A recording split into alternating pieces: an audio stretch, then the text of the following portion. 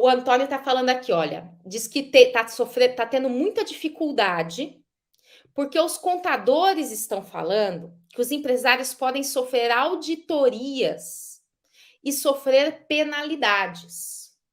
Agora, uma primeira questão algo que a gente já menciona sempre, né? É algo assim, até que aproveitando até sua observação, Antônio, eu volto e eu repito várias vezes, gente, existem contadores de todas as naturezas. Existe o contador que tem um conhecimento profundo, que procura fazer o planejamento tributário, que aplica todas as teses, que se especializa e etc. E tem outros que não, e que inclusive ficam com medo. Nessa linha sua, Antônio, olha só que situação bizarra. Tem uma empresa que ela não fez a tese do século. Ela não recuperou a tese do século, nem por ação judicial e nem administrativamente, que é algo que a gente vai ver lá no nosso treinamento, que já pode recuperar administrativamente, tá? Ela não fez. E aí, ao conversar com ela falou que o contador disse que é melhor não fazer, porque tem risco. E aí eu pergunto, que risco?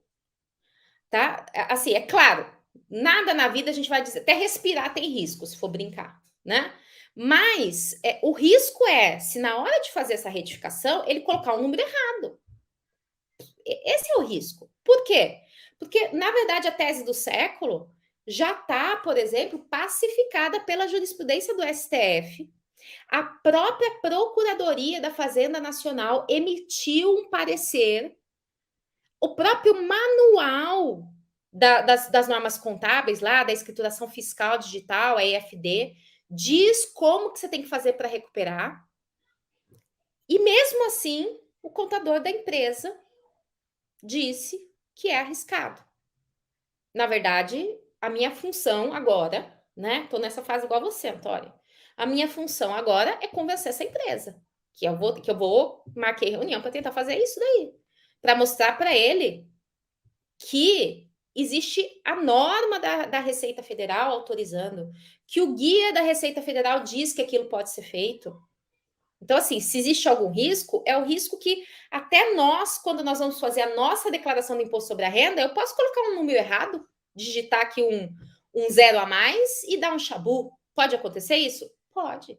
Ah, então não vou fazer minha declaração? Claro que eu vou. Vou fazer com atenção, vou revisar, né? Então, a mesma coisa que eu acabei de falar da tese do século, que até é isso, né? Eu achei um absurdo a empresa não ter feito e o contador falar que tinha risco ali naquela situação, bem parecido com a do Simples Nacional. Você vai encontrar situações em que o contador, até porque dá um trabalho danado, né, fazer essa retificação, né, mas que ele vai falar assim, não, tem um risco de você sofrer auditoria. Não, sofrer auditoria ele pode sofrer a qualquer momento. Cruzamento de dados, que é outra coisa que acontece o tempo inteiro.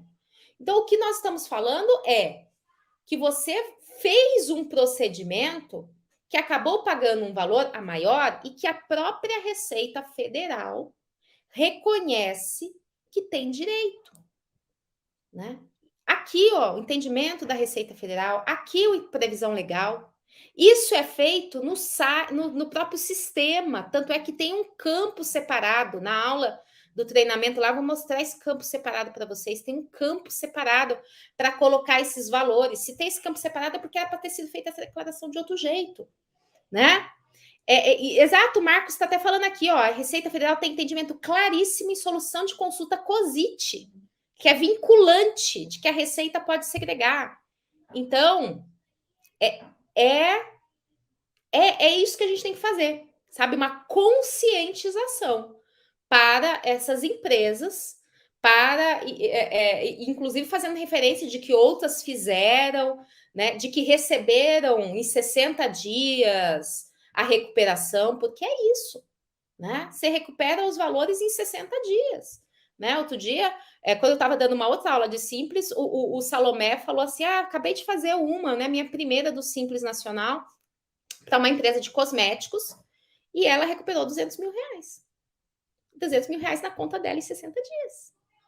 30% de honorários para ele. Então, é isso, né? Então, assim, o risco é o risco do erro humano, exatamente, Marcos, de alguém digitar uma coisa errada, tá? Então, é algo assim, Antônio, que eu persistiria, seja nesse ou seja em outros clientes, para depois você voltar nesse e falar, ó, tá vendo? O outro fez e ó, tá feliz da vida, né? Inclusive mostrando para ele essa solução da Receita Federal, que é vinculante, né? É uma das nossas missões, né? Uma das nossas tarefas, né? Não só saber a tese, mas até mostrar para o cliente que ele tem direito, que buscar o direito dele não é algo que vai prejudicá-lo. São raríssimas exceções em que eu recomendo fica quieto, não faz nada, porque é realmente quando a empresa está enrascada, assim, que se mexer ali dá problema, né? Então, assim, vai mexer no próprio documento que já estava errado. Então, aí a gente deixa quieto. Mas a grande maioria das vezes, às vezes ele fala assim, ai, eu tô com problema lá numas notas fiscais, então eu não vou recuperar PIS e COFINS.